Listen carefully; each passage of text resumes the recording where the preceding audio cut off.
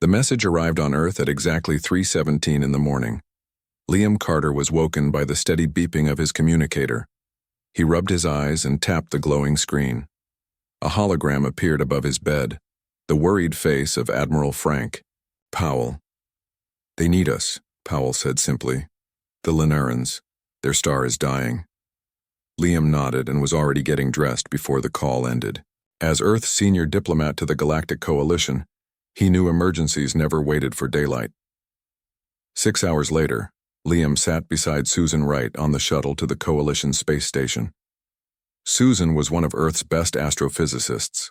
Her dark hair pulled back in a practical ponytail as she studied data on her tablet. "It's bad," she said, not looking up. "Their readings show a massive solar flare forming. If they're right, it will sterilize their entire planet." Liam watched the stars blur past the viewport. "And the Coalition?" Susan's mouth tightened. "They've called an emergency meeting, but rumors say they won't help." The Galactic Coalition station hung in space like a giant silver wheel. Representatives from 23 advanced alien civilizations lived and worked there. Humans were the newest members, having only joined 15 years ago. Ambassador Keelith of the Linarans waited for them at the docking bay. His skin was pale blue with gills softly fluttering at his neck. Linarans were an aquatic species with webbed hands and large, expressive eyes adapted for seeing underwater. Today, those eyes were filled with fear. "Thank you for coming," Keelith said, his translator converting his clicks and whistles into English. "No one else would answer our call." Liam gripped the ambassador's damp hand. "We're here now. Tell us everything." The emergency chamber of the Coalition was a vast room with a circular table. Each species had its designated section. The Vexori, representatives tall and gray with multiple eyes, looked bored. The Taurians, with their bull-like features, seemed annoyed at being summoned. The Iridians, bird-like and nervous, whispered among themselves. Ambassador Keelith stood and activated the central hologram. A beautiful blue planet appeared, orbiting a binary star system. "Linar, our homeworld," he said, his voice breaking. "Our scientists have detected unusual activity in our primary sun. A massive solar eruption is forming, one that will strip away our atmosphere and boil our oceans. We have less than 1 year before it happens." The Vexori representative, Zex Toral, waved a long-fingered hand dismissively. "Your scientists use outdated methods. Your predictions are unreliable." Susan stood up, her face flushed with anger. "I've reviewed their data. They're correct." The Taurian representative snorted. "And you humans have been spacefaring for what, barely a century? Your opinion carries little weight here." Liam watched Ambassador Keelith's shoulders slump. He had seen this before, on Earth, when powerful nations ignored the pleas of smaller countries facing disaster. Some things, it seemed, were universal. The Iridian speaker tilted her feathered head. "What exactly are you asking for, Linarans?" "Help," Keelith said simply. "Our space technology is limited. We cannot evacuate our people alone. We need ships, resources, somewhere for our people to go." Zex Toral's multiple eyes blinked slowly. "The Coalition does not interfere with natural cosmic events. It is the way of the universe that some species rise and others fall." Liam felt his hands clench into fists. Beside him, Susan was furiously making calculations on her tablet. 7 billion, she whispered to him. "That's how many Linarans will die." The Coalition representatives 3 days later. The Galactic Coalition gathered for their formal vote. The chamber was silent as each representative pressed buttons on their consoles. Liam watched the large screen above them as the results appeared. 22 votes against helping the Linarans. Only Earth had voted yes. "The vote is final," announced the Vexori chairperson. "The Coalition will not intervene in this natural cosmic event. The request from Linar is denied." Ambassador Keelith stood frozen in place. Then his legs gave out and he fell to his knees. His translator couldn't fully capture the strange keening sound that came from his throat, but everyone understood grief. "My people," he said, his voice breaking. "We have no ships capable of evacuation. Our technology cannot save us all. We might save a few thousand at most, but 7 billion will die." The Vexori representative Zex Taral looked down at Khalith without emotion. Your species has not earned the right to survive. You focused on art and philosophy while others mastered the stars. The universe rewards strength and advancement, not beauty and wisdom. Admiral Frank Powell, who had been sitting quietly beside Liam, suddenly stood up. His weathered face was flushed with anger. He walked across the chamber, his boots echoing loudly on the polished floor, and stood beside Ambassador Khalith. Earth stands with Lennar, he said, his voice carrying across the silent room. If the coalition won't help, we will. Zex Toral's multiple eyes blinked rapidly. Humans have no authority to intervene. The coalition has spoken. Powell helped Khalith to his feet. We didn't join the coalition to watch innocent people die when we could help. If that's what membership means, perhaps Earth doesn't belong here. The Taurian representative snorted. You would risk your standing for these fish people? Without hesitation, Powell replied. Back on Earth, Susan Wright presented her findings to the United Nations Space Command. Maps and charts filled the screens behind her as military and civilian leaders listened intently. The Lennarans are correct about the solar flare, she explained. Their planet has less than a year before it becomes uninhabitable. They need our help. General Patricia Martinez frowned. The coalition voted against intervention. If we help, we risk sanctions, maybe even expulsion. And if we don't? Asked Susan. 7 billion people die while we watch. The room erupted in debate. Some argued they couldn't risk Earth's future for aliens. Others insisted they had a moral duty to help regardless of the consequences. Captain Olivia Daniels, commander of the UES Horizon, stood up. My ship can reach Lennar in 2 weeks. Let me at least assess the situation firsthand. General Martinez looked troubled. This isn't just a military decision. The political implications are irrelevant when billions of lives are at stake, said President Ellen Reyes, who had been listening silently until now. Captain Daniels, prepare your ship.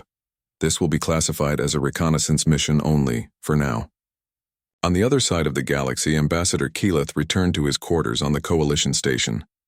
A message was waiting for him from Admiral Powell. He played it with trembling hands. We haven't forgotten you, Powell's voice said. A ship is coming to assess how we can help. Tell your people to hold on to hope. For the first time in days, Khalith felt something besides despair. He sent a message to his homeworld. The humans have not abandoned us. On Earth, Captain Daniels prepared her crew. Dr. Alan Murphy, the ship's chief science officer, loaded special equipment to analyze Lennaran biology.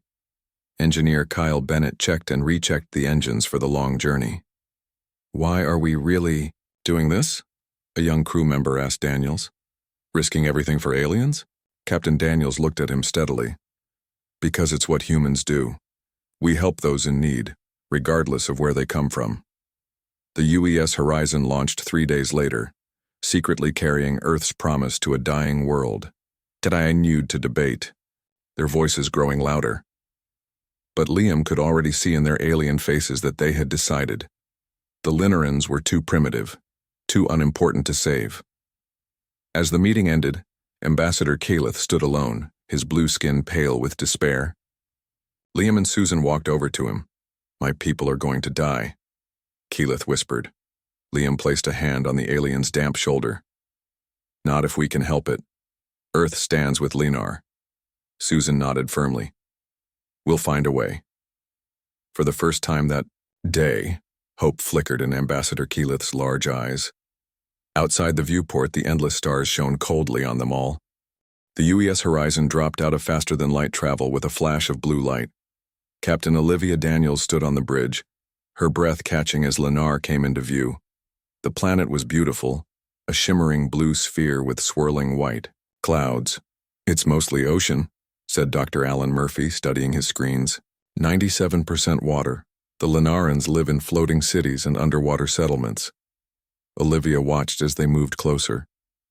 Begin scans of their star immediately. I want to know exactly how much time they have.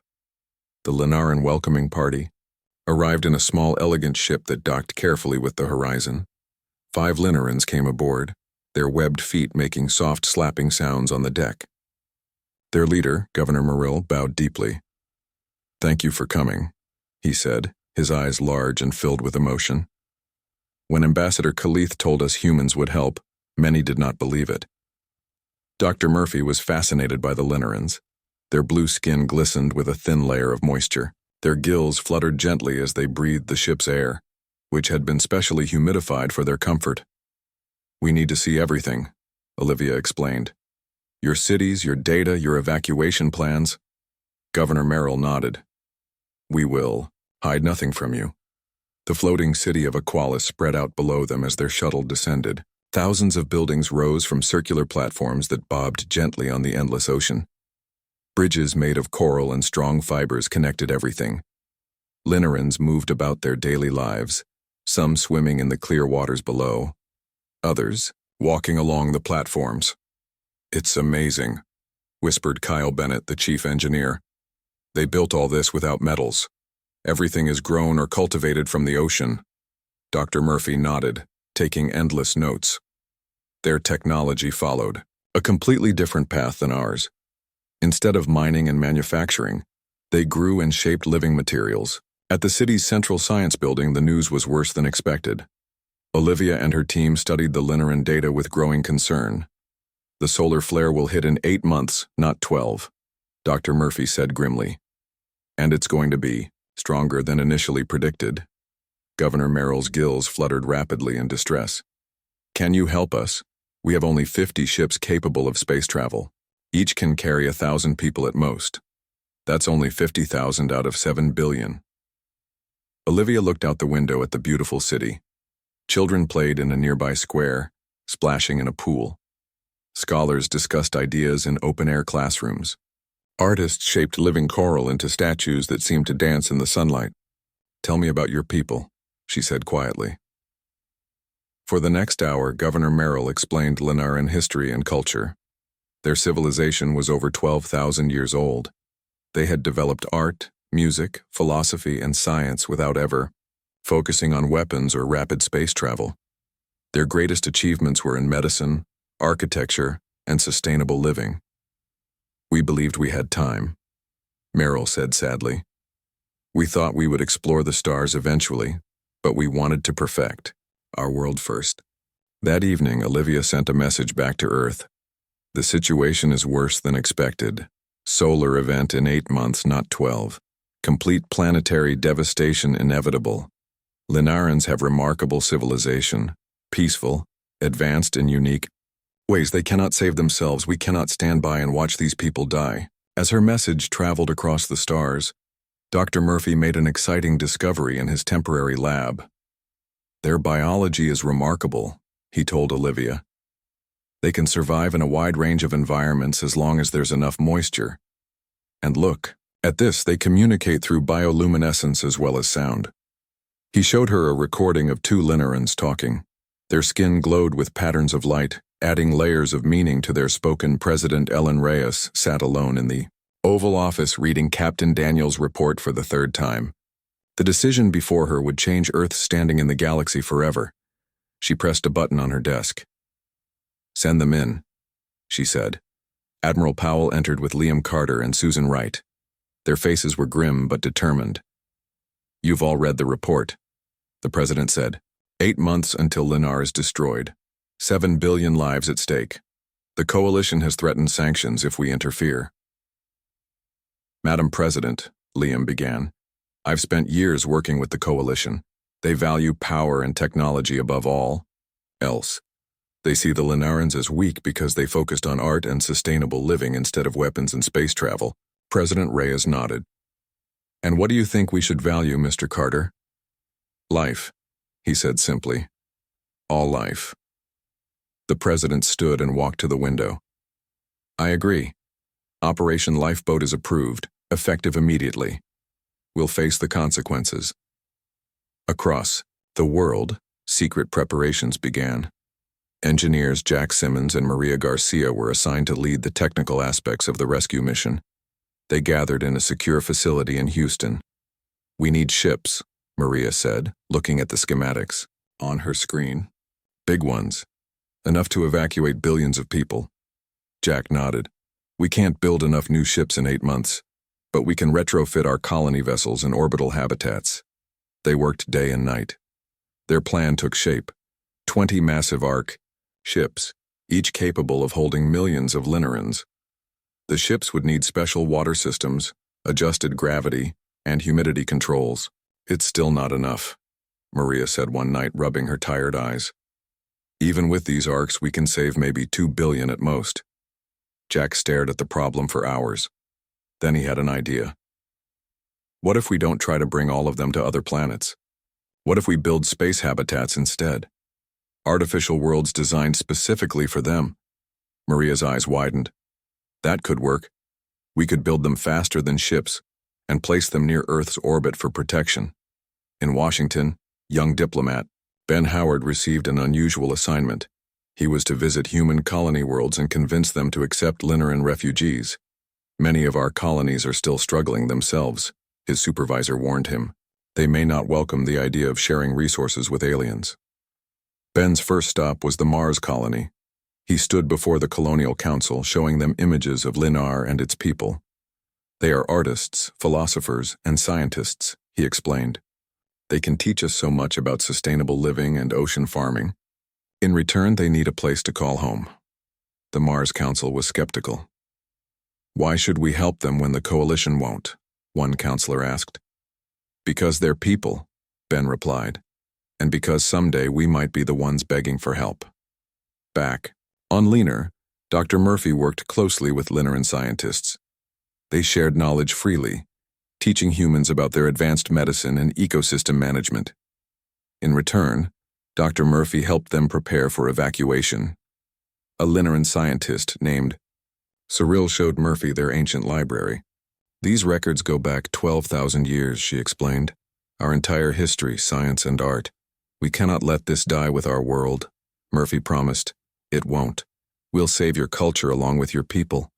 As word of Earth's plan spread, the coalition responded with fury. They announced severe penalties. Earth would lose all trading rights, technology sharing, and protection. Some coalition members even threatened military action. Admiral Powell faced the news cameras calmly. If saving an innocent species from extinction costs us our standing in the galaxy, it's a price I'm willing to pay. Humanity will not turn its back on those in need, no matter who they are or where they come from. Across Earth, public opinion was divided. Some feared the consequences of defying the powerful coalition. Others rallied in support of the Linarans, collecting supplies and volunteering to help with the evacuation efforts. In space, Captain Daniels received new orders. Operation Lifeboat is go. Stand by for arrival of evacuation ships. The human race stands with Linar. Words. They're worth saving, Murphy said firmly.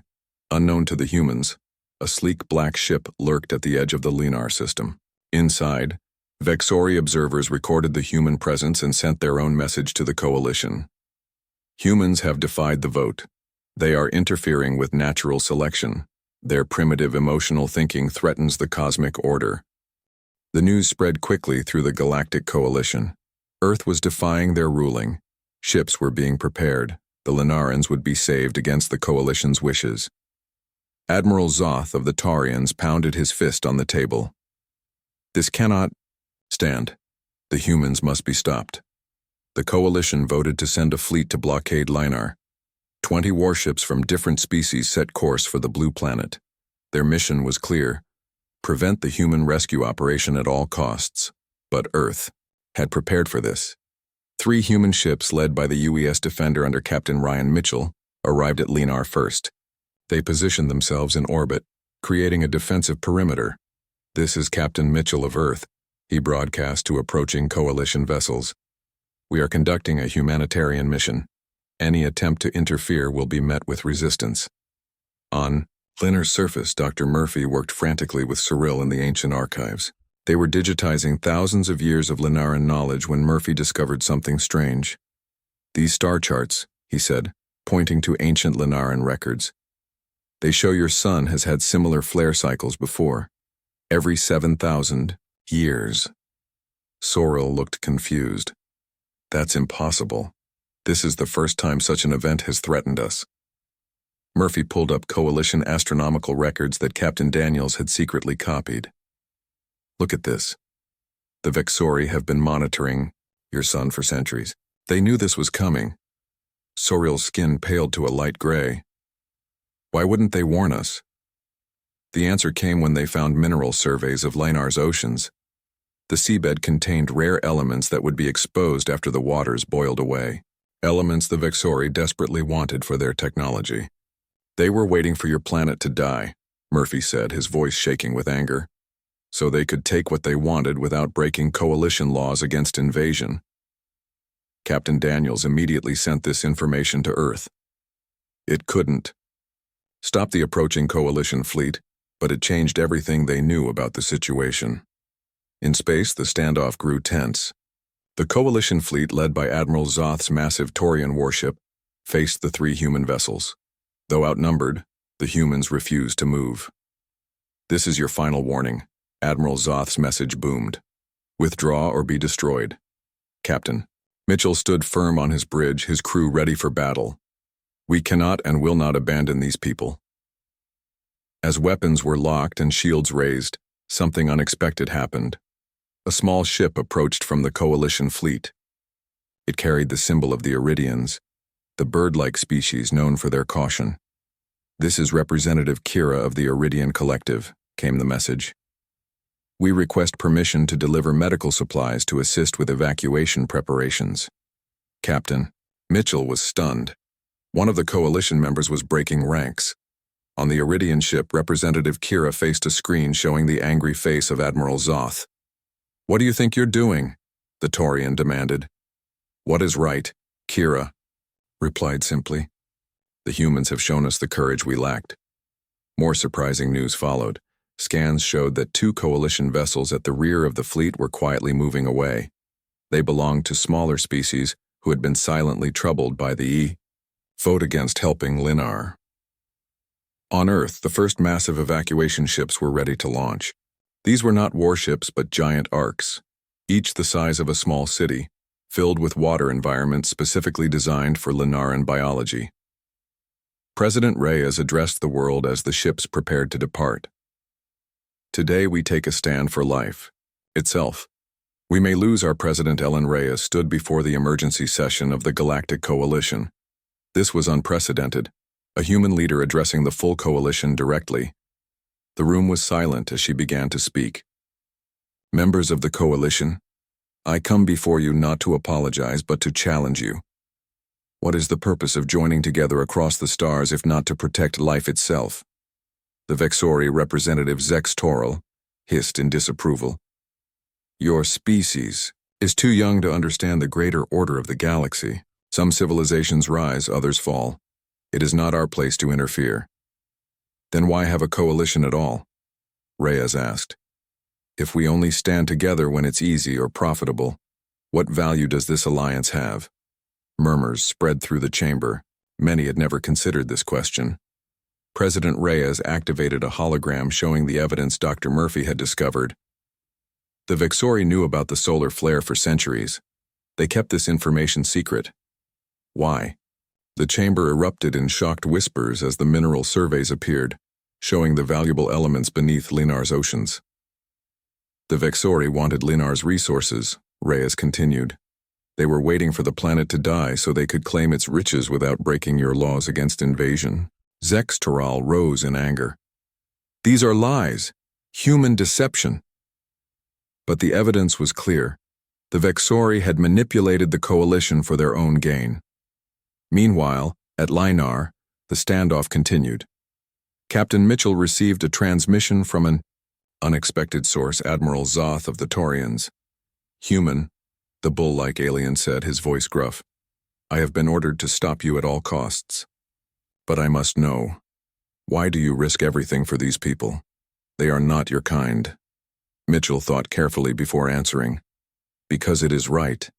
Because one day it could be Earth in danger. I would hope someone would stand for us then., Zoth was silent for a long moment. My people were once refugees. Before we became strong, we were hunted. Someone stood for us then. He paused. I need time to consider. On Earth's Luna base, colony representatives from across human space gathered. For an emergency meeting, Ben Howard presented his case once more. If we turn our backs on the Linarans, we betray everything humanity stands for, he said passionately. Yes, helping them will cost us. Yes, accepting refugees will strain our resources. But who are we? If we refuse, one by one the colonies voted. Mars, Europa, Titan, New Terra, all agreed to accept Linaran refugees. Some offered ocean habitats, others promised to build new underwater cities. Humanity was united in its decision. The news reached the coalition chamber just as the debate reached its peak. President Reyes received the message and smiled. Every human colony has agreed to help, she announced. We will withdraw from the coalition if necessary. We will face trade sanctions. We will bear any burden, but we will not abandon the Linarans. A new voice spoke up, the Iridian representative. The Iridians stand with humanity. We too will accept refugees. This was unprecedented. No coalition member had ever broken ranks this way. The chamber fell silent as Admiral Zoth's massive face appeared on the main screen. He was broadcasting from his ship at Linar. I have seen the courage of these humans, he said, his deep voice rumbling. They stand ready to fight a force many times their size to protect those who cannot protect themselves. He paused. The Taurians remember what it means to need help. We will allow the evacuation ships to pass. The coalition was breaking apart before their eyes. The foundations of centuries-old alliances were shifting.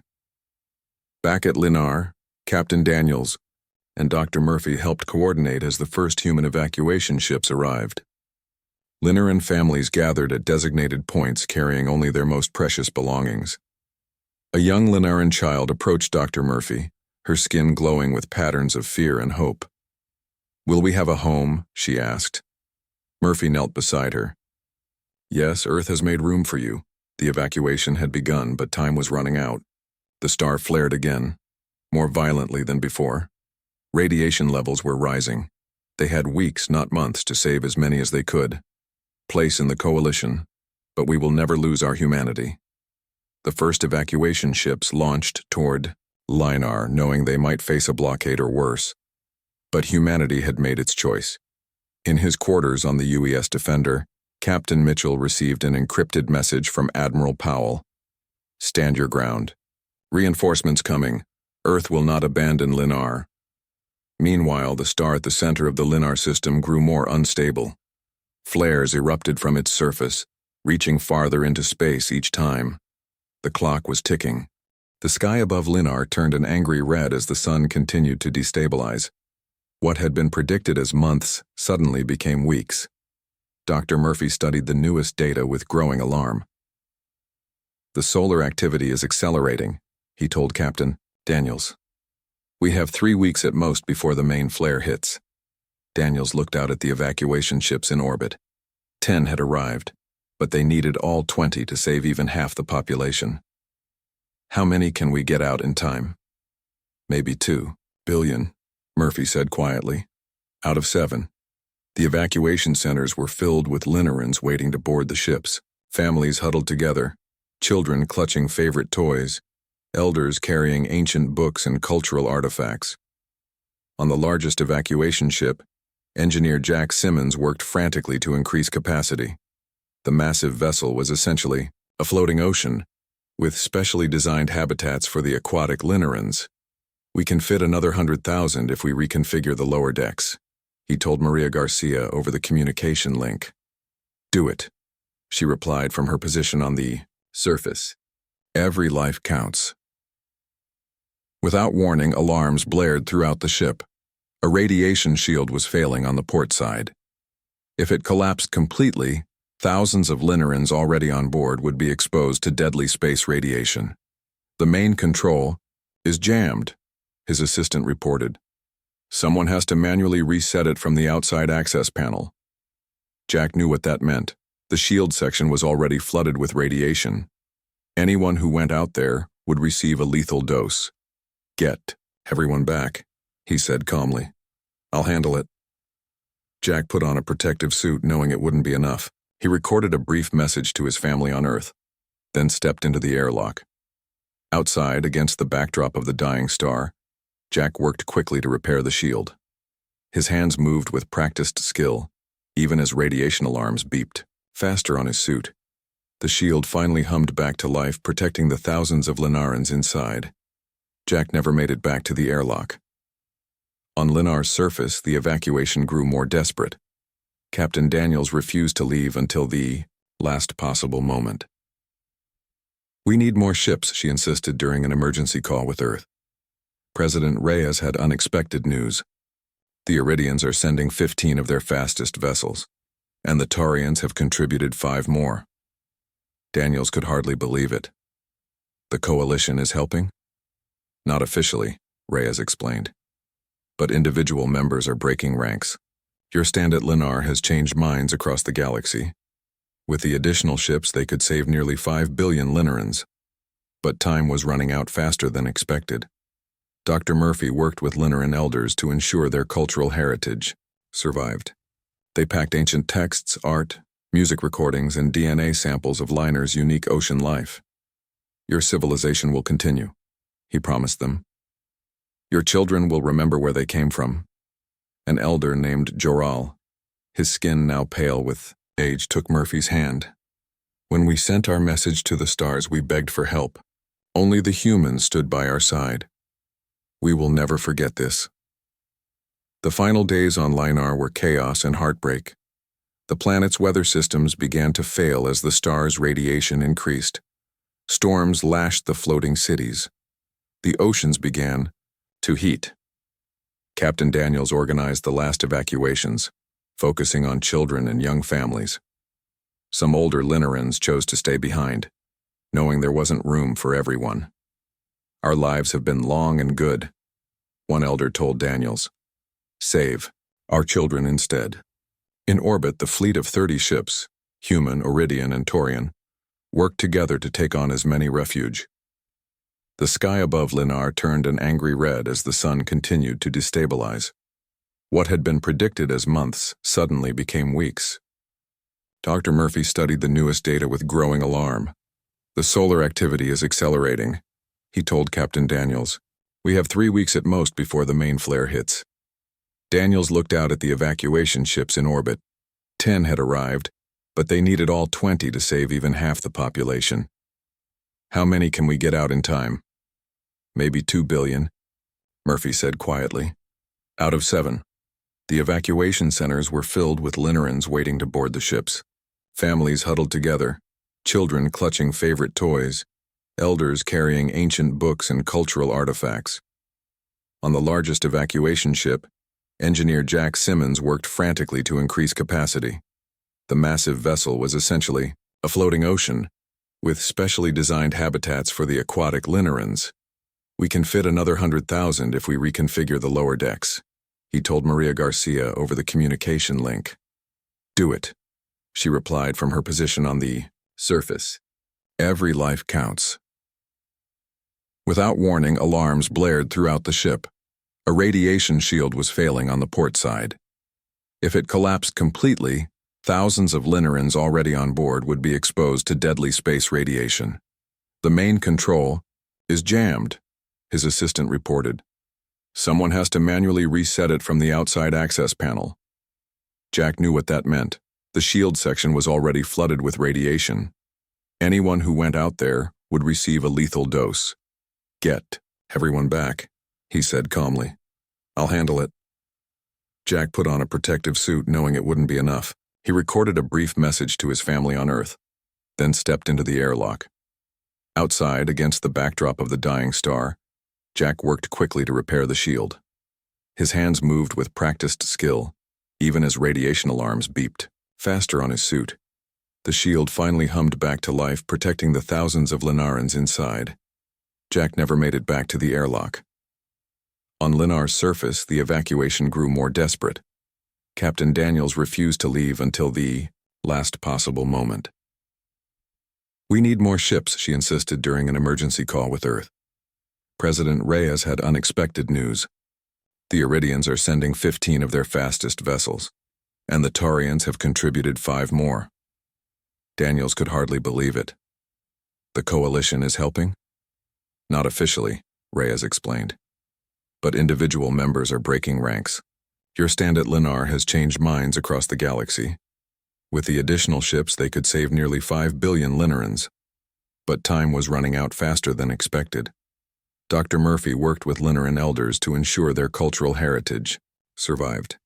They packed ancient texts, art, music recordings, and DNA samples of Linar's unique ocean life. Your civilization will continue, he promised them. Your children will remember where they came from. An elder named Joral, his skin now pale with age, took Murphy's hand. When we sent our message to the stars, we begged for help. Only the humans stood by our side. We will never forget this. The final days on Linar were chaos and heartbreak. The planet's weather systems began to fail as the star's radiation increased. Storms lashed the floating cities. The oceans began to heat. Captain Daniels organized the last evacuations, focusing on children and young families. Some older Linarans chose to stay behind, knowing there wasn't room for everyone. Our lives have been long and good, one elder told Daniels. Save our children instead. In orbit, the fleet of 30 ships, human, Iridian, and Taurian, worked together to take on as many refugees as possible. Ships designed for thousands now held millions in crowded but sustainable conditions. Captain Mitchell received a priority message from Earth's solar observatories. Critical star collapse imminent. Estimated time, 72 hours. All ships must clear system immediately. They had 3 days to complete the evacuation and get to safe distance. The race against extinction entered its final hours. As Daniels prepared to leave the surface on the last shuttle, she looked back at the beautiful blue world that would soon be gone, a world of art, philosophy, and peaceful cooperation about to be erased from the galaxy. We saved what matters most, Murphy said, standing beside her. Their people, their knowledge, their future. The shuttle doors closed on Linar for the last time, ease as possible. Ships designed for thousands now held millions in crowded but sustainable conditions. Captain Mitchell received a priority message from Earth's solar observatories. Critical star collapse imminent. Estimated time, 72 hours. All ships must clear system immediately. They had 3 days to complete the evacuation and get to safe distance. The race against extinction entered its final hours. As Daniels prepared to leave the surface on the last shuttle, she looked back at the beautiful blue world that would soon be gone, a world of art, philosophy, and peaceful cooperation about to be erased from the galaxy. We saved what matters most, Murphy said, standing beside her. Their people, their knowledge, their future. The shuttle doors closed on Linar for the last time,